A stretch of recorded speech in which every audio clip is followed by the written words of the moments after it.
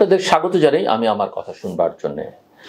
এক বছর আগে আমরা সবাই ভেবেছিলাম এবার মোড় ঘুরবে, পুরনো অন্যায়, পক্ষপাত, ভয় সব পেছনে পড়ে থাকবে।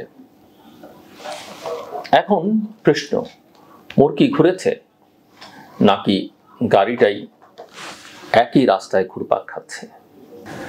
জাতিসংঘের মানবাধিকার মিশন ঢাকায় বসেছে, ভালো খবর। তারা দেখছে, শুনছে, লিখছে। সরকারের যুক্তি, এই মিশন যদি আগের সময়ে থাকতো অনেক অপরাধের বিচার হতো, ঠিক আছে। কিন্তু এখন যে হচ্ছে সেটার হিসাব নিকাশ আসলে কোথায়?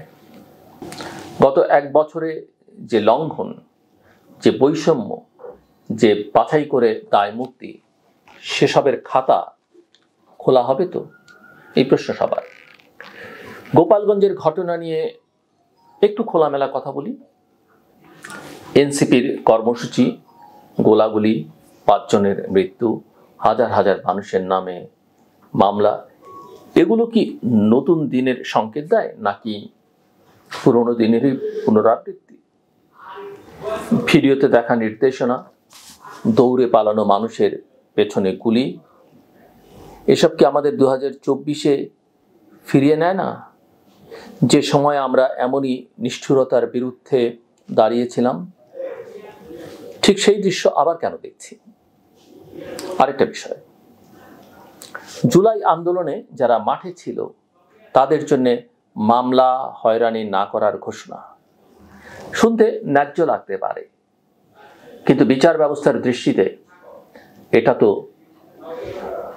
বিজয়ী ন্যায় বিচারের আধুনিক সংস্করণ। যাদের আমরা তারা নিরাপদ, যাদের না তারা অভিযুক্ত। এই মাপকাঠি কি টেকসই রাষ্ট্র করতে সাহায্য করে নাকি নতুন বৈষম্যের বীজ বুনে? শেখ হাসিনার বিরুদ্ধে মানবতা বিরোধী অপরাধের বিচার শুরু হয়েছে, এটিও একটা বড় ঘটনা। কিন্তু যে প্রশ্নগুলো উঠছে সেগুলো এড়িয়ে গেলে চলবে? একই রাষ্ট্র নিযুক্ত আইনজীবী 2 পলাতক আসামির পক্ষ নিচ্ছেন যাদের স্বার্থ স্পষ্টত আলাদা হতে পারে। এখানে তো সংঘাতের সম্ভাবনা আছে। পর্যাপ্ত সময় ছাড়া আত্মপক্ষ সমর্থনের প্রস্তুতি, এতে ন্যায্যতার ছাপ কতটা থাকবে? বিচার শুধু হওয়া নয়, হতে দেখা, এই মানদণ্ডটাই তো শেষ পর্যন্ত আন্তর্জাতিক স্বীকৃতির চাবিকাঠি। এবার নির্বাচনের কথা একটু আসি। শুনলি অনেক রেগে মেগে যান। কথায় আছে যে ফেব্রুয়ারি 2026-এ ভোট, কাগজে বাজেটও আছে, কিন্তু মাঠে সীমানা নির্ধারণ ঝুলে আছে, ভোটার তালিকা ধীর, নতুন ভোটার অন্তর্ভুক্তি ধীরতর, জেলা থানা পর্যায়ে নির্বাচন কমিশনের লজিস্টিক প্রস্তুতি কি? সিসিটিভি, অমোচনীয় কালি, স্টেশনারি, এসবের টেন্ডার, ডেলিভারি, ট্রায়াল, এগুলো রাতারাতি হয় না। আইন শৃঙ্খলা বাহিনীর সক্ষমতা, গাড়ি নেই, জনবল প্রশিক্ষণ কেমন, কমান্ড চেইন পরিষ্কার তো? প্রবাসী ভোটারদের অন্তর্ভুক্তি পদ্ধতি ঠিক হলো? দূতাবাসগুলো প্রস্তুত? 7 মাস হাতে থাকলেও বাস্তবে সময় কম। এখনই গতি না বাড়ালে তারিখটা ক্যালেন্ডারের পাতাতেই আটকে যাবে। রাজনীতির ভেতরকার বিভাজনও কম নয়। নাগরিক কোয়ালিশনের প্রস্তাব, কিছুতে ঐক্যমত্য, অনেকখানাতেই মতভেদ। নারী আসনে সরাসরি ভোট, স্পষ্টতা নেই। তত্ত্বাবধায়ক ধাঁচের অন্তর্বর্তী মডেল, কেউ হ্যাঁ কেউ না।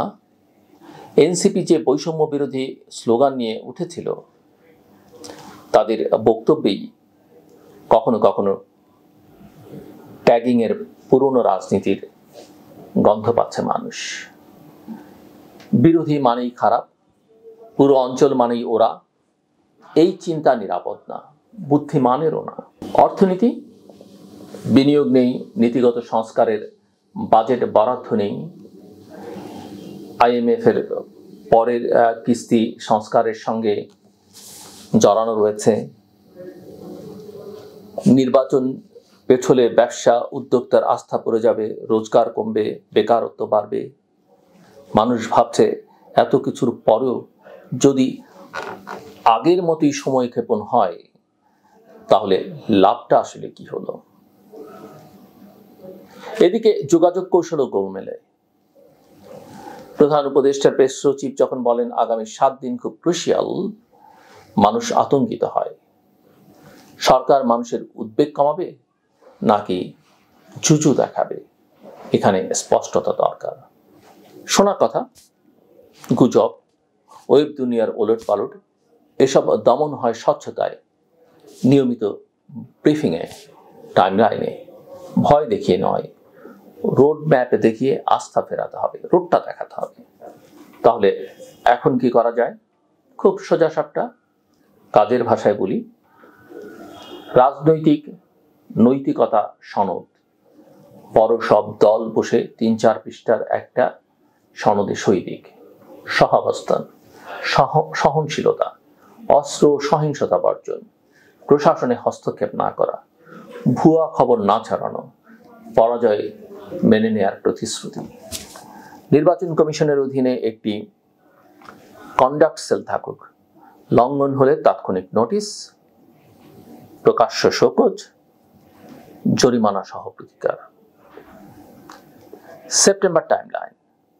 প্রথম সপ্তাহ সীমানা নির্ধারণে খসড়া প্রকাশ, দ্বিতীয় সপ্তাহ আপত্তি শুনানি, তৃতীয় সপ্তাহ ফাইনাল গেজেট। একই সময়ে ভোটার তালিকা আপডেটের শেষ রাউন্ড, নতুন ভোটার নিবন্ধনের ক্যাম্প, প্রবাসী ভোটের পাইলট, 5 দেশে সীমিত পরিসরে মক ড্রাই রান, শেখা অনুযায়ী স্কেল আপ বা স্থগিতের সিদ্ধান্ত। আইনি দ্রুত সংস্কার, নিবন্ধন আইন, রাজনৈতিক অর্থায়ন, প্রচারণা ব্যয়সীমা, মিডিয়া অ্যাক্সেস, 4টি ছোট কিন্তু জরুরি সংশোধন। জটিল সাংবিধানিক সংস্কার হলে সময় লাগবে, তাই ন্যূনতম সাধারণ গুণিতক ধরে এগুন। লজিস্টিক ও নিরাপত্তা, সিসিটিভি ইনস্টলেশন যেখানে সম্ভব, সেখানে অসম্ভব, যেখানে অসম্ভব সেখানে বিকল্প নজরদারি ও র্যান্ডম অডিট। পুলিশ আনসার র্যাবের জন্য 1 পাতার আচরণবিধি। Polling day common chain map. Hotline, গোপালগঞ্জের মতো ঘটনার জন্য স্বাধীন ফ্যাক্ট ফাইন্ডিং টিম, 30 দিনের মধ্যে পাবলিক রিপোর্ট, ভুক্তভোগীর পাশে দাঁড়ানোই আস্থা ফেরায়। যোগাযোগ, সাপ্তাহিক ইলেকশন বুলেটিন, কি হলো, কি বাকি, কোথায় সমস্যা, কিভাবে সমাধান, সব 1 পাতায়। গুজব প্রতিরোধে দ্রুত উত্তর, বিতর্ক হলে ওপেন ব্রিফিং, সন্দেহ কমে। ন্যায় বিচারের ন্যূনতম মান, যে কোনো বিচার সে যেই হোক স্বার্থের সংঘাত এড়ানো, পর্যাপ্ত প্রস্তুতির সময় দেয়া, রাষ্ট্র নিযুক্ত আইনজীবীর গুণমান নিশ্চিত করা, ন্যায় বিচার দূরের ঠাকনা, কাছের আস্থা। এভাবে চললে কি লাভ? একদিকে আন্তর্জাতিক গ্রহণযোগ্যতা বাড়বে, অন্যদিকে মানুষ, দেশের মানুষ ভাববে ঠিক আছে, ধীরে হলো ট্র্যাকটা ঠিক, না হলে নির্বাচন পেছবে, অস্থিরতা বাড়বে, অর্থনীতি চাপে পড়বে, আর সবচেয়ে ভয়ঙ্কর, নতুন বন্দোবস্তে পুরনো রাজনীতির ফিরে আসবে। শেষ কথা, মানুষ এখনো নতুন দিনের স্বপ্ন দেখেন। তারা ভয় নয়, রোড ম্যাপ চায়, ট্যাগিং নয়, ন্যায় চায়। সরকার বিরোধী নতুন দল সবার জন্যই এটা টেস্ট ম্যাচ নয়, T20, হাতে সময় কম। সেপ্টেম্বরের মধ্যে ঐকমত্য, সংবিধান ও আইনের ন্যূনতম সংস্কার, ভোটার তালিকা ও সীমানা চূড়ান্ত, মাঠের প্রস্তুতি স্টার্ট, এই 4টায় ট্র্যাকশন দেখাতে না পারলে ফেব্রুয়ারির তারিখ শুধু ক্যালেন্ডারে থাকবে, ইতিহাসে নয়। আমার কথা শুনবার জন্য আপনাদের অসংখ্য ধন্যবাদ। আপনাদের সবার জন্য শুভকামনা।